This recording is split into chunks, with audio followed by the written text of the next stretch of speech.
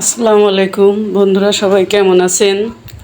আসুন আমরা সবাই সবার পাশে দাঁড়াই, একে অন্যের ভিডিওগুলো বেশি সময় করে একটু দেখি মনোযোগ সহকারে এবং আমাদের রিচ এঙ্গেজ বাড়িয়ে নিই। আজকে শুক্রবার মানে একটু আলাদা আলাদা ঈদ ভাব আসে, এই জন্যে মুরগির মাংস রান্না করলাম আর পোলাওটা দেখুন তো কত ঝরঝরে হয়েছে। আসুন আমি আপনাদের পোলাওটা রান্না করে দেখাচ্ছি। আপনারা সবাই আমার সঙ্গে থাকুন এবং দেখতে থাকুন। ভালো লাগলে লাইক কমেন্ট শেয়ার করে দিবেন।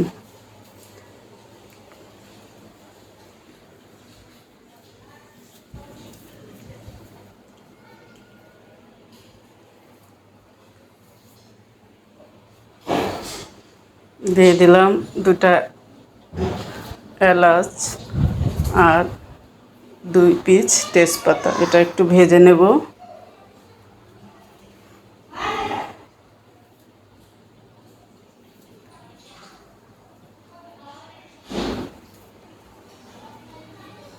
তেল একটু কম হয়ে গিয়েছিল, আর একটু তেল দিয়ে দিলাম।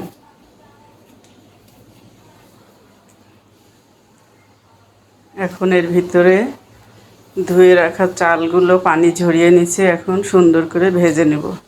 চালটা যত সুন্দর ভাজা হবে পোলাওটা তত ঝরঝরে হবে।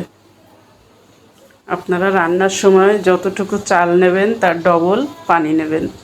যেমন যদি হাফ কেজি চাল নেন তাহলে 1 কেজি পানি দিবেন, তাহলে দেখবেন পোলাও রান্নাটা খুবই ঝরঝরে এবং সুন্দর হবে।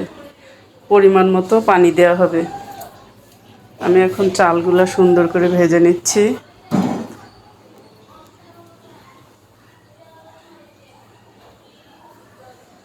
এখন দিয়ে দিলাম কিছু কিশমিশটা দিলে আমার পোলাওটা খেতে খুব ভালো লাগে। এখন সুন্দর করে ভেজে নেব।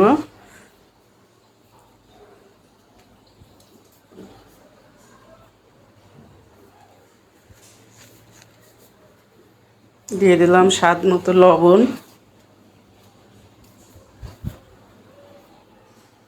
এখন পরিমাণ মতো পানি দিয়ে দিলাম। যেহেতু আমি হাফ কেজি চাল রান্না করছি, এজন্য আমি 1 কেজি পানি দিয়ে দিলাম।